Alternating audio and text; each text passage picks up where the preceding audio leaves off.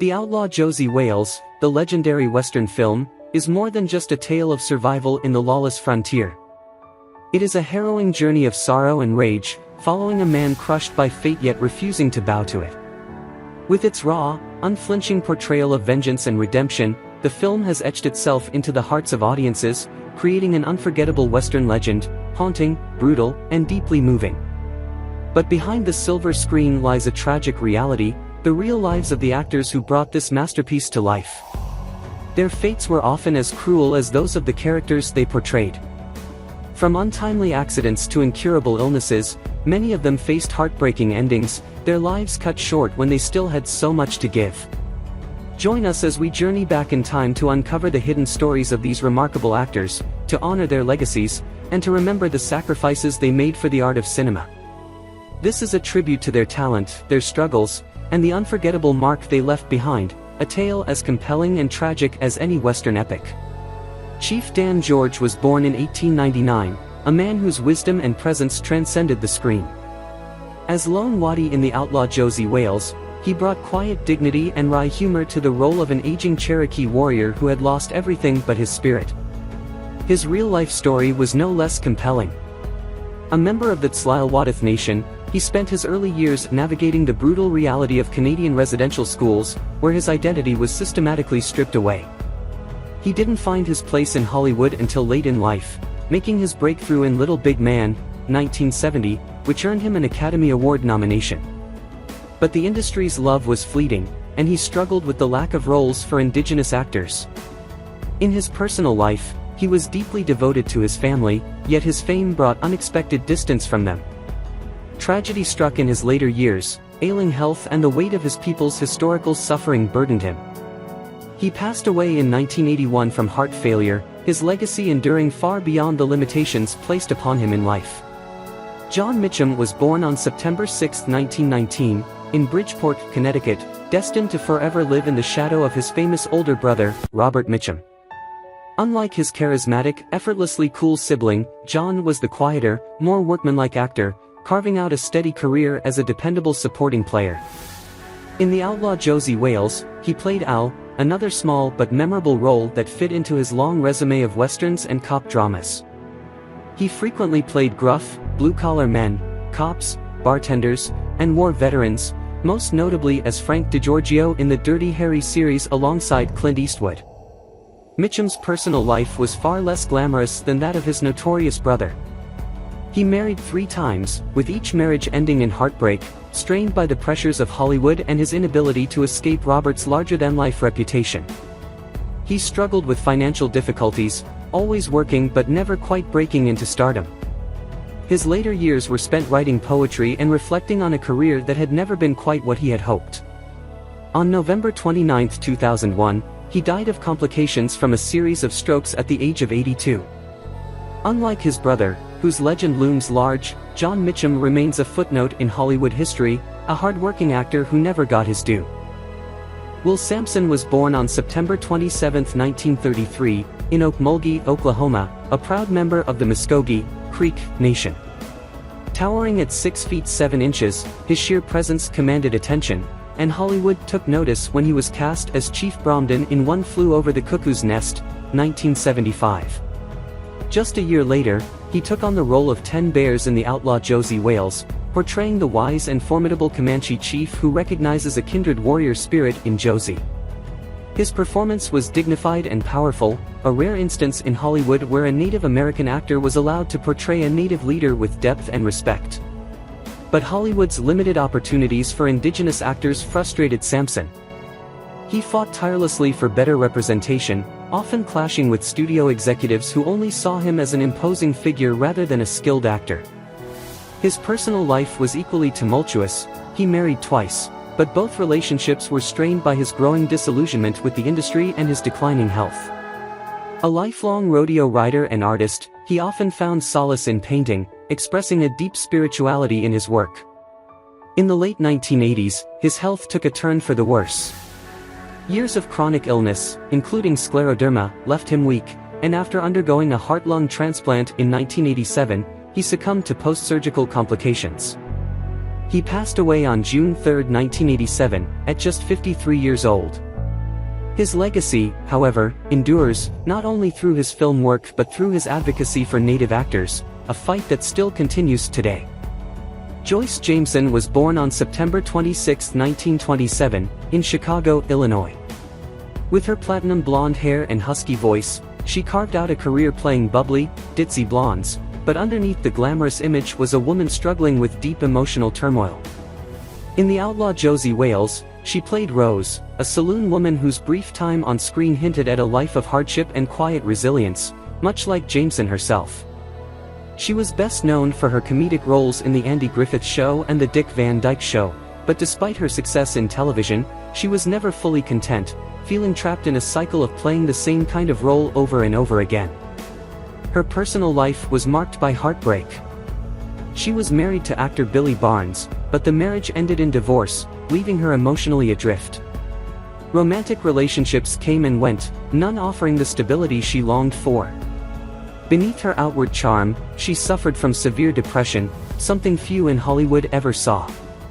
By the late 1970s, work became scarce, and she fell into a deep despair. On May 16, 1987, she took her own life with an overdose of pills, a tragic end for a woman who had spent her life making others laugh while privately battling demons she could no longer fight. She was 54 years old. Her passing barely made headlines, a cruel reminder of how easily Hollywood forgets those who once lit up its screens. Sondra Locke, born in 1944, embodied both vulnerability and resilience in her portrayal of Laura Lee, a young woman brutalized by war yet determined to rebuild her life alongside Josey Wales. But her personal story was even more turbulent than that of the character she played. Locke was an ambitious actress with a sharp intellect, yet Hollywood saw only her delicate features and cast her accordingly. Her long-term relationship with Clint Eastwood, which began during The Outlaw Josey Wales, was one of the most infamous in Hollywood history, marked by control, betrayal, and a bitter legal battle that would define the latter part of her life. Though she married sculptor Gordon Anderson, their marriage was largely one of companionship rather than romance, as Anderson was openly gay. Despite this, she remained tied to Eastwood for over a decade, enduring heartbreak and multiple forced abortions before finally breaking free. Her career, once promising, was effectively blacklisted after she sued Eastwood for palimony in the 1990s. A talented director as well as an actress, she never received the recognition she deserved. Diagnosed with breast and bone cancer, she fought quietly, out of the public eye, until her death in 2018. Her final years were marked by solitude, but also by the quiet dignity of a woman who had faced Hollywood's worst and survived on her own terms. John Russell was born on January 3, 1921, in Los Angeles, California, into a world of privilege. His father was a successful Los Angeles attorney, and young Russell had every advantage: a private school education, a chance at college, and a future that seemed preordained for success. But World War II intervened, and Russell found himself serving as a Marine, an experience that hardened him and shaped his future as an actor known for his stoic, commanding presence. In The Outlaw Josey Wales, he played Bloody Bill Anderson, the ruthless Confederate guerrilla fighter who leaves a path of destruction in his wake, a role that fit Russell's naturally intense demeanor. Though historically inaccurate in its portrayal of the real-life Anderson, Russell's performance left a lasting impression, showcasing his ability to radiate cold menace with just a glance. Hollywood had always typecast him as the tough guy, the enforcer, the no-nonsense cowboy. He thrived in westerns and action films, starring in TV series like Lawman and playing the villain opposite Clint Eastwood once again in Pale Rider, 1985. But off-screen, life was not as heroic. His first marriage ended in divorce, and his second, though lasting until his death, was strained by long separations due to his work. Russell had 3 children, but the demands of Hollywood often kept him away, making him more of a distant figure in their lives. In his later years, his health declined, though he kept working almost to the end. On January 19, 1991, he died of emphysema in Los Angeles at the age of 70, a fittingly quiet departure for a man whose on-screen presence had always loomed so large. John Vernon was born as Adolphus Raymondus Vernon Agopsowicz on February 24, 1932, in Zener, Saskatchewan, Canada. Raised in a strict Catholic household by his parents, Adolphus and Eleonora Gopsowicz, he was instilled with discipline from an early age.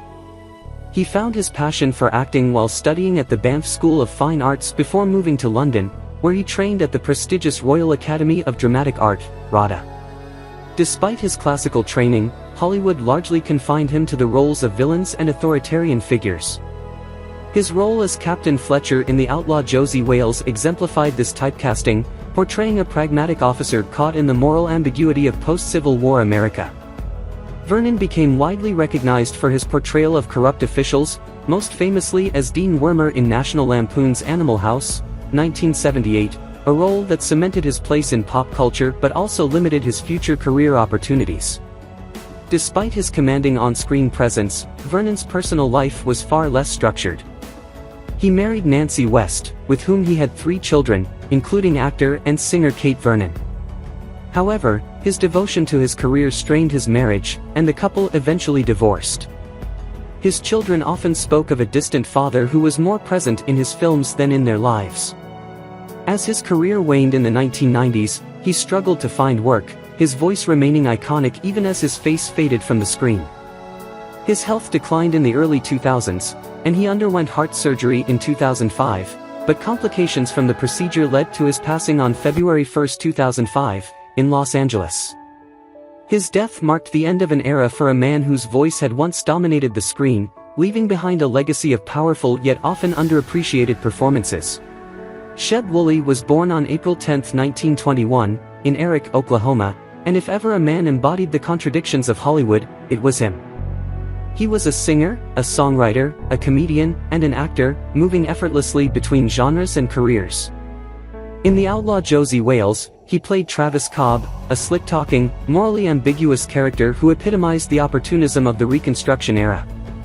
It was a minor role, but one that fit Wooley's ability to bring a little charm to even the most unsavory characters. Most people knew him not for his acting but for his music. He wrote the novelty hit Purple People Eater, 1958, a song that became a cultural sensation, and he penned songs for artists like Johnny Cash. But for all his success, his personal life was riddled with turbulence.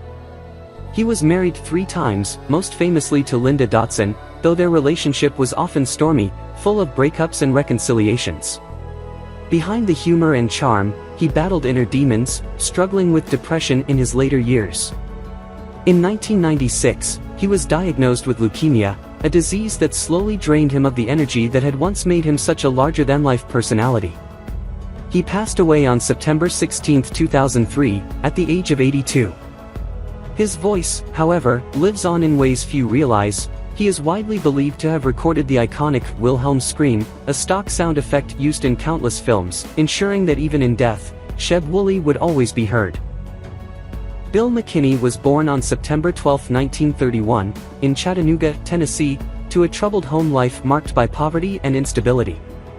His childhood was filled with hardship, and at the age of 19, he enlisted in the U.S. Navy, serving during the Korean War. The discipline of military life provided him with structure, but it was acting that truly gave him purpose. After leaving the Navy, he studied under Lee Strasberg at the Actors Studio, where he honed his intense, method acting style. His breakthrough came in Deliverance, 1972, where he played the infamous Mountain Man in one of cinema's most disturbing and controversial scenes. The role made him a household name, but it also led to him being typecast as sadistic villains, including his portrayal of Captain Terrell in The Outlaw Josey Wales, a merciless Union officer bent on exterminating Confederate holdouts. McKinney's personal life was as rugged as the characters he portrayed. He never married, though he had relationships that were often short-lived and tumultuous, strained by his intense personality and dedication to his craft. He fathered a son, Clinton McKinney, but spent much of his life as a loner, more comfortable on set than in personal relationships. When Hollywood began to move past the western and gritty action films of the 70s and 80s, his roles dwindled, and he turned to music, attempting a career as a country singer. His music, much like his film career, carried an air of raw, unfiltered masculinity, but it never gained mainstream success. In 2011, McKinney was diagnosed with esophageal cancer, a devastating blow for a man who had spent his life using his voice to command fear and respect. He passed away on December 1, 2011, in Van Nuys, California, leaving behind a filmography filled with unforgettable performances. His legacy endures in the gritty, menacing characters he brought to life, testaments to a man who, in both film and reality, never backed down from a fight. Len Lesser was born on December 3, 1922, in the Bronx, New York, the son of Jewish immigrants struggling to build a life in America. His path to Hollywood was anything but easy. After serving in World War II, he spent years grinding away in bit parts, his craggy face and sharp delivery making him a perfect fit for tough guys, criminals, and eccentric oddballs. In The Outlaw Josey Wales, he played Abe, a minor character but one that added texture to the film's lawless, war-torn world. Though his role was brief, it was part of a long career filled with similar tough guy appearances in westerns, war films, and crime dramas. Despite his gruff on-screen persona, Lesser was known to be warm and generous in real life, a devoted father and husband. But Hollywood rarely gave him the recognition he deserved, and it wasn't until late in life that he became truly famous, as Uncle Leo in Seinfeld. The role, with his over-the-top enthusiasm and hilarious awkwardness, made him a beloved character actor after decades of struggle. His later years were filled with work, but also with declining health. In 2011, after a battle with cancer-related pneumonia, he passed away at the age of 88, leaving behind a legacy of unforgettable character roles that span generations. Sam Bottoms was born on October 17, 1955, into a family where acting was not just a profession but a way of life.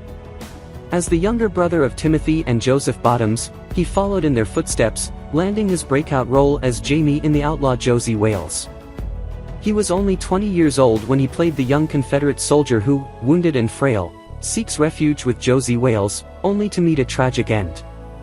This role would set the tone for much of his career, characters marked by vulnerability and fleeting hope. Bottoms gained further recognition for his haunting portrayal of Lance B. Johnson in Apocalypse Now, 1979, where his real-life experimentation with drugs mirrored the psychedelic descent of his character. Despite his talent, Bottoms never reached the superstardom of some of his peers. His career choices often left him in supporting roles, his potential seemingly just out of reach. His personal life was equally tumultuous. He married filmmaker and artist Marcia Morehart, but their relationship was far from the Hollywood fairy tale, marked by the struggles of an industry that never quite embraced him as a leading man. His later years saw him fading from the spotlight, taking roles in smaller productions while battling a private war with brain cancer. In 2008, at the age of 53, he succumbed to the disease in Los Angeles, a life full of promise cut short too soon, much like the characters he so often portrayed. Royal Dano was born on November 16, 1922, a man whose voice seemed carved from the very rock of the American West. His gaunt features and deep, resonant voice made him a natural for frontier roles, including his turn as Ten Spot in The Outlaw Josey Wales, a minor but memorable character who added to the film's rich tapestry of outcasts and drifters. Dano spent much of his career embodying rugged, world-weary figures, often portraying cowboys, preachers, and weary travelers. His work in The Red Badge of Courage, 1951, and Moby Dick, 1956, showcased his ability to bring gravitas to even the smallest of roles. He even became the voice of Abraham Lincoln in various Disney attractions, his distinct tone forever linked to the great emancipator. Dano's personal life, however, was far less stable. He married Peggy Dano, and they had 2 children, but his devotion to his craft often kept him away from home. He was known as an enigmatic and private man, rarely speaking about his struggles.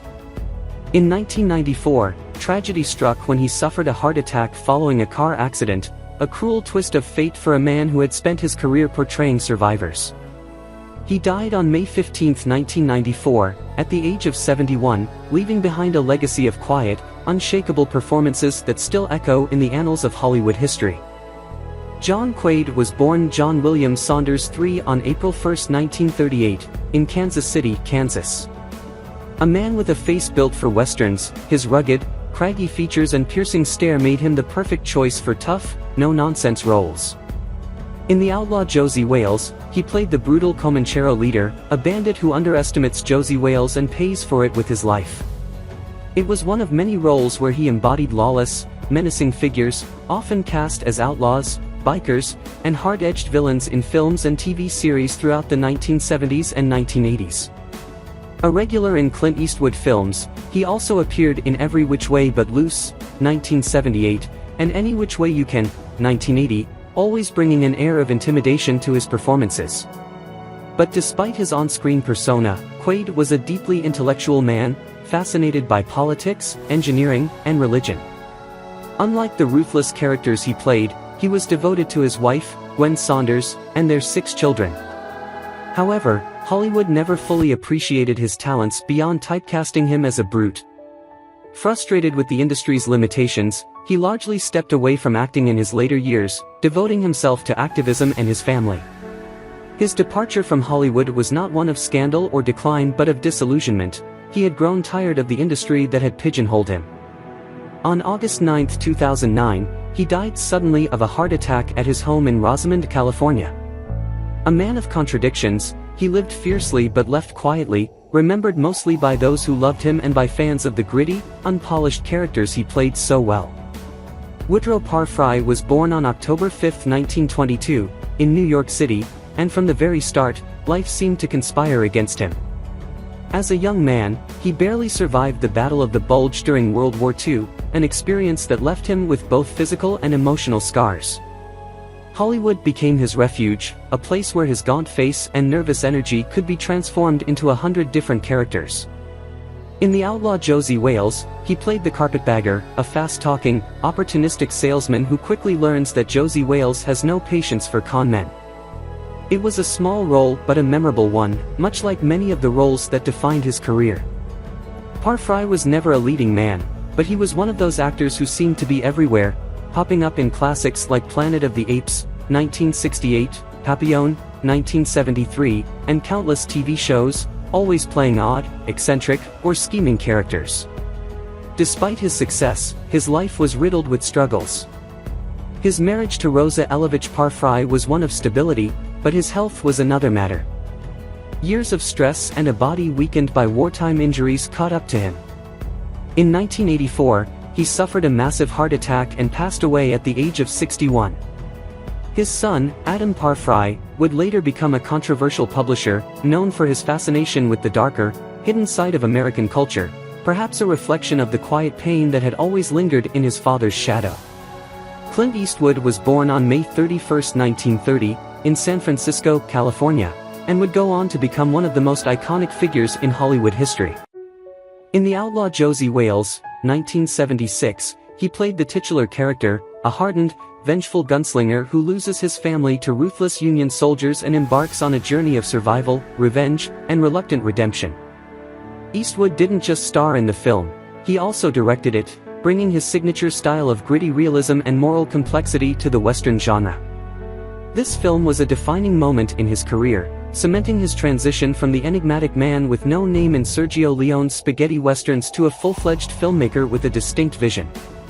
Though professionally unstoppable, Eastwood's personal life has been anything but stable.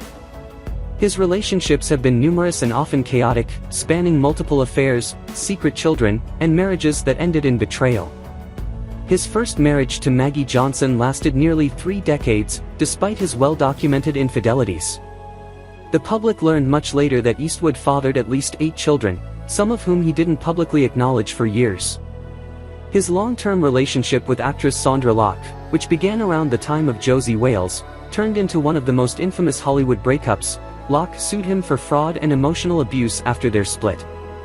While Eastwood remains an active filmmaker, directing critically acclaimed projects well into his 90s, his legacy is a mix of towering cinematic achievement and personal controversy, a reflection of the lone, untamed figures he so often portrayed on screen.